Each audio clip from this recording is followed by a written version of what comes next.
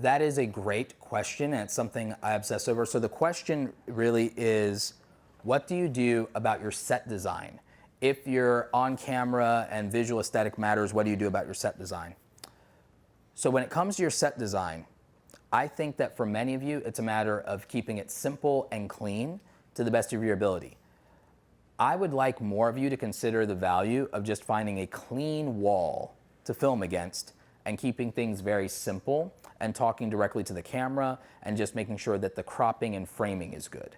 I think that that would do a lot of you a world of good because it'll simplify your process and there are less things to check against in camera other than just making sure you're in frame, you're in focus, there's less distractions, and people can focus on what you're saying or any of the overlay footage. So simplification like that is typically very good.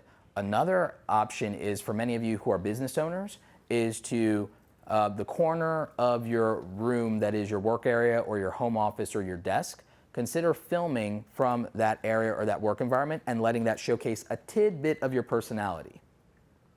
Another thing is, bookcases always work.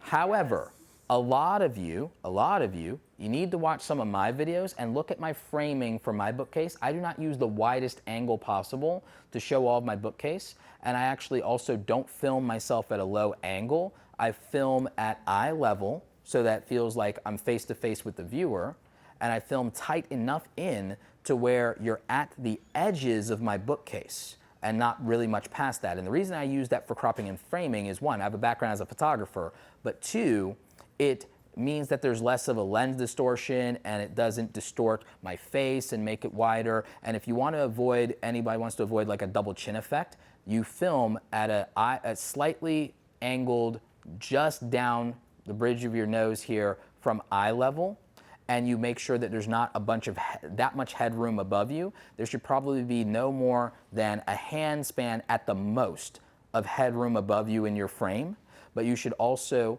be able to look directly at the lens, but it should be slightly angled down, and that will eliminate any kind of double chin effect, because even if I do this, it'll be double chins. It'll be all day. It'll be like quadruple chins all day if I film at the wrong angle.